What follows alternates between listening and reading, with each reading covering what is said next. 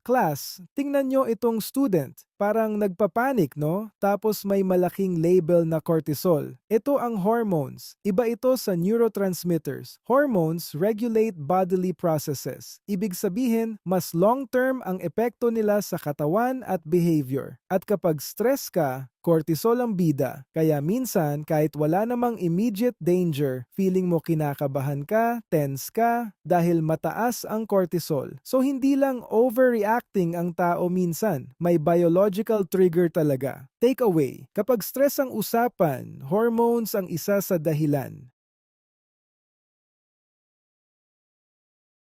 Ngayon class, tingnan nyo itong student. Parang nag-o-observe siya ng iba't ibang tao. Ito ang concept ng heritability. Measures genetic influence. But take note, hindi ito para sa individual. Para ito sa population. Expressed in percentage. Halimbawa, 60% heritable. Pero ibig sabihin yan, sa group ng tao, 60% ng differences dahil sa genes. Hindi ibig sabihin 60% ng ikaw ay genes. Kaya may caption, may parte, hindi lahat. Takeaway, genes influence. Pero hindi sila ang buong kwento.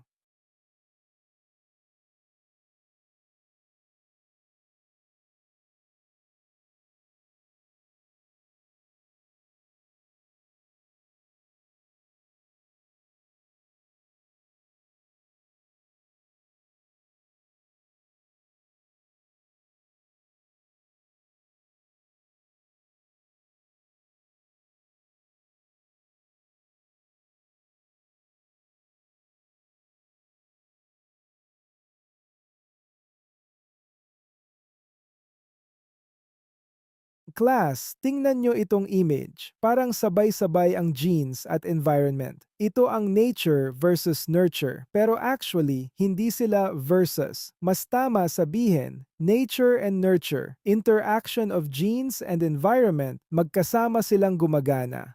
Not separate forces.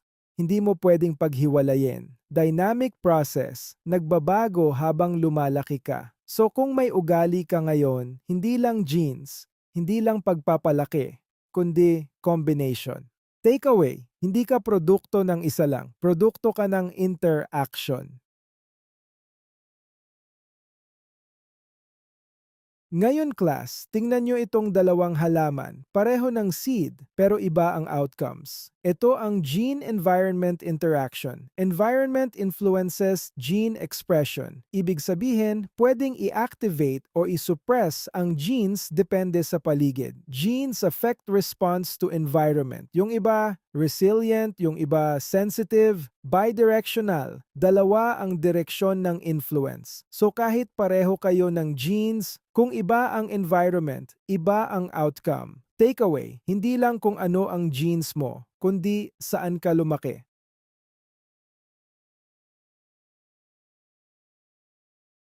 Okay class, tingnan nyo itong bata. Parang naka-eureka moment, no? Gets na gets niya. Basahin natin. A child with genetic risk for anxiety grows up in a supportive home and shows minimal symptoms. Keyword, genetic risk pero minimal symptoms. Ibig sabihin, may genes pero hindi fully lumabas. Analyze natin. A. Genes fully determine behavior. Mali. Kasi kung ganun, dapat mataas pa rin ang anxiety. B. Environment overrides genetic influence. Hindi rin fully correct. Hindi niya in-override. Nag-interact siya.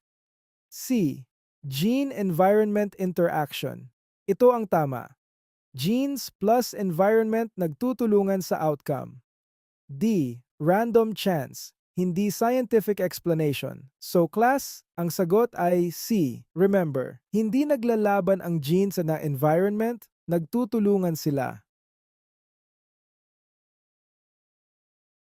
Class, tingnan nyo itong image. Parang evolution timeline from unggoy hanggang tao. Ito ang basic idea ng evolution. Natural selection. Yung traits na helpful sa survival, sila ang napipili. Survival of adaptive traits. Yung may advantage, sila ang nabubuhay at nagpapasa ng genes. Passing traits to offspring. kaya may continuity ng behavior patterns. So kung bakit tayo ganito ngayon, may history iyan.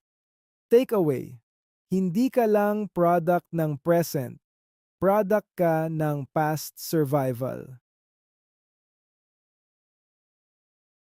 Ngayong class, tingnan nyo itong student. Talagang tumalon sa upuan dahil sa ahas. OA? Oo. Pero buhay siya. Ito ang adaptive behavior. Enhances survival. Kahit exaggerated minsan, nakakatulong mabuhay. Example, fear response. Kung wala kang fear, delikado ka. Evolutionary advantage. Yung mga may tamang response sa danger, sila ang nakasurvive. So minsan, yung overreaction may dahilan. Takeaway, better safe than sorry. Iyon ang logic ng evolution. Okay class, tingnan nyo itong student. Nag-iisip, parang sinusuri niya talaga. Basahin natin. Humans tend to fear snakes more than flowers. Keyword, tend to fear. Ibig sabihin, pattern ito. Analyze natin. A. Cultural learning only. Kulang. Kahit hindi tinuro, may fear pa rin. P. Evolutionary adaptation for survival. Ito ang tama. Kasi historically, snakes are dangerous. C. Random emotional bias. Hindi structured explanation. D. Cognitive error. Hindi rin ito mistake, kundi adaptive response. So, class, ang sagot ay B.